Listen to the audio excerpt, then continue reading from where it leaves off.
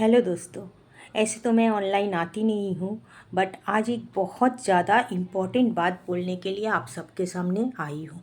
Please समझने का कोशिश कीजिएगा एंड सपोर्ट कीजिए।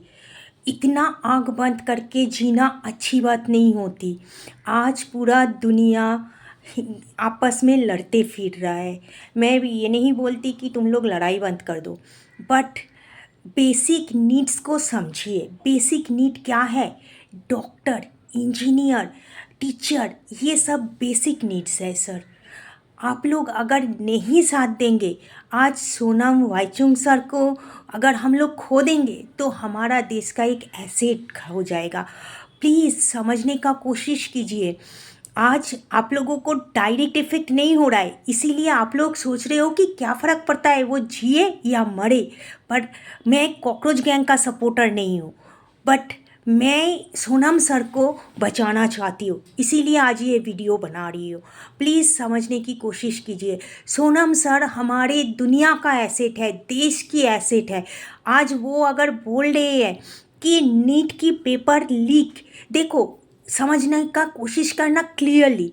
नीट एक ऐसा एग्ज़ाम है जो 90+ से लेके 100 के आसपास मार्क्स जो स्कोर करते हैं वही बच्चे दे के अच्छा मार्क्स लेके आते हैं, और वही बच्चे डॉक्टर, इंजीनियर सब बनते हैं। अगर कोई भी ओबीसी, एससी, एसटी ये सब कोटा से एक टीचर बनेगा, एक डॉक्टर बनेगा, एक इंजीनियर बनेगा, तो कभी भी वो अच्छा डॉक्टर, टीचर, इंजीनियर बन ही नहीं सकता है। और दूसरी बात कि कोई भी अगर अच्छा डॉक्टर, टीचर, इंजीनियर प्रॉपरली पढ़ाई लिखाई करके नहीं बनेगा, वो सिर्फ चीटिंग करके बनेगा, तो क्या होगा पता है? जब आपका घर का कोई मेंबर जाएगा डॉक्टर के पास, तो वो डॉक्टर ठीक से सर्जरी नहीं कर पाएगा। वो आपके घर के मेंबर्स को आप लोग खो देंगे इन लॉन्ग रन। आज आप सोच रहे हो कि मुझे क्या फ़र्क पड़ता है, कल आपको समझ में आएगा कि आप लोगों को कहाँ कहाँ और क्या क्या फ़र्क पड़ता है। धर्म के नाम पे आपस में लड़ना झगड़ना छोड़ के सच्चे दिल से सोनम सर के जैसे लोगों को बचाओ और देश को बचाओ। अच्छे स्टूडेंट्स के लिए जगह बनाओ। आज कितने सारे गवर्नमेंट स्कूल्स बंद हो चुके हैं, कितने सारे गवर्नमेंट स्कूल के पास एक अच्छा टीचर नहीं है, कितने सारे गवर्नमेंट स्कूल में एक लड़कियों के लिए टॉयलेट तक नहीं है।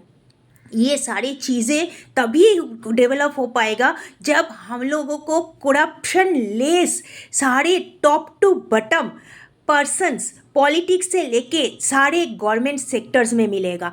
जो लोग करप्टेड है, जो लोग सिर्फ पैसे खाने के लिए देश के सारे पोजीशंस लेके बैठे हुए हैं, वो लोग कभी देश की अच्छा नहीं कर सकता है।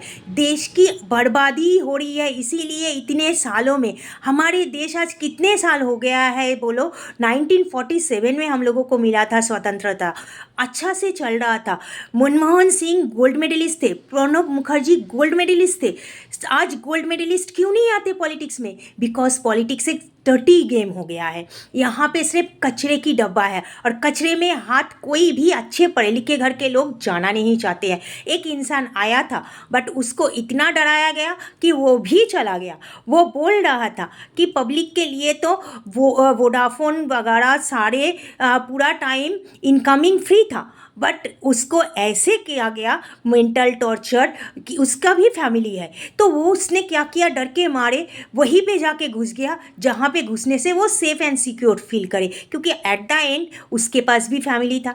तो आप लोग समझो प्लीज़, हम सबको एक साथ मिलके आज सोनम सर के बाजू में खड़ा होना है। एजुकेशन मिनिस्टर को अगर एजुकेशन संभालना नहीं आता है, तो आर्मी मिनिस्टर को आना पड़ता है एजुकेशन डिपार्टमेंट का पेपर संभालने के लिए। तो ये हमारे देश के लिए थूक के मरने की बात होती है। प्लीज़ समझिए, देश को ज़रूरत है।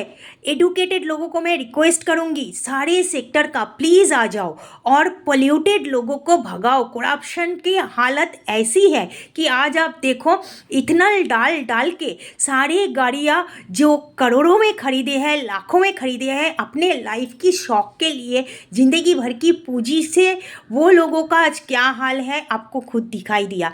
हमारे मुंबई महाराष्ट्र में 5 दिन की पानी में क्या हाल हो गया था आप लोगों को दिखाई दिया। मैं जानती हूँ कि आज ये वीडियो में मैं जो भी सच्चाई बता रही हूँ, इसके बदले मुझे शायद बहुत लोग ब्लॉक भी कर देंगे, बट सच्चाई छुप नहीं सकती बनावटी की उसूलों से, कि खुशबू आ नहीं सकती कागज़ की फूलों से।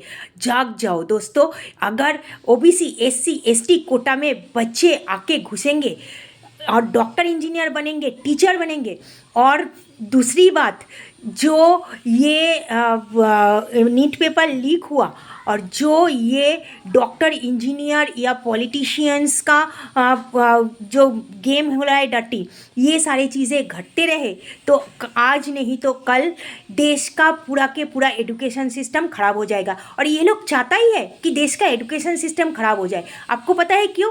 क्योंकि देखो, मेरा पति जाता है दौड़ दौड़ के वोट देने के लिए, किसको आप समझ ही सकते हो। मैं नहीं जाती, मैं 10 साल में एक बार वोट देने जाती हूँ ताकि मेरा वोटिंग कार्ड ठीक रहे।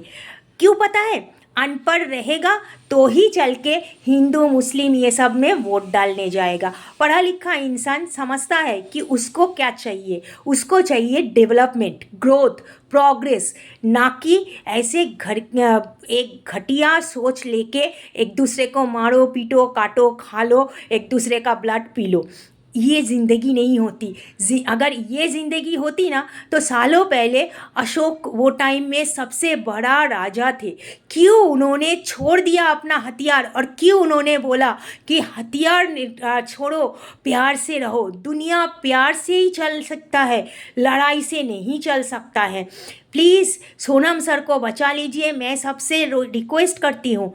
हाथ जोड़ नहीं सकती, एक हाथ में मोबाइल है, एक हाथ से आप लोगों के सामने हूँ, तो सबसे रिक्वेस्ट करती हूँ प्लीज़ सोनम सर को बचा लीजिए। एजुकेशन मिनिस्टर का इस्तीफा देना ज़रूरी है, क्योंकि ऐसे घटिया एजुकेशन मिनिस्टर जिससे अपनी चीज़ें कंट्रोल नहीं होती है तो वो कैसे संभालेगा देश की सारे बच्चों की भविष्य, फ्यूचर, स्टूडेंट्स की फ्यूचर खतरे में है। समझिए, फ्यूचर स्टूडेंट्स देश के भविष्य है, समझिए। सबको वॉइस उठाना पड़ेगा, इसीलिए आज भी मैं आप लोगों के सामने आई हूँ। आप लोग भी वॉइस उठाइए। पूरा देश साथ में चलेंगे, हम लोग साथ में मिलके हम लोग हमारे देश को बचाएंगे। अपने आज़ादी को हम हरगिज़ मिटा सकते नहीं, सर कटा सकते हैं लेकिन सर झुका सकते नहीं। ये हमारा देश नेताजी सुभाष चंद्र और भगत सिंह ने आज़ादी दिया है। इसके लिए नाना साहेब, तात्या टोपी, झांसी का रानी लक्ष्मीबाई, राणा प्रताप सिंह, सब ने लड़ी है। ये हमारी लड़ाई है। हमें हाथ में हथियार नहीं उठाना है, सिर्फ अपना वॉइस उठाना है। Please voice for India, please save our country, please save Sonam sir, please save the future generation students. Thank you.